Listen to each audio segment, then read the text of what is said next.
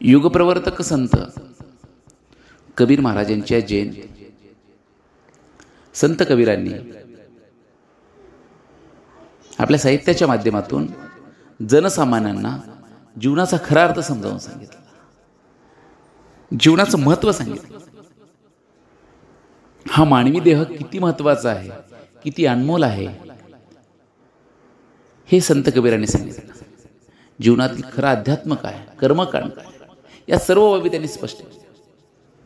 मानवी देह हा किती अनमोल आहे, तो फक्त रात्रीला झोपण्यात आणि दिवसभर पोटाची व्यवस्था करण्यासाठी खाण्यात घालू नये. कारण हिऱ्यासारखा अनमोल असा हा मानवी देह कवडी मोलात वाया घालवण्यात काहीच अर्थ नाही.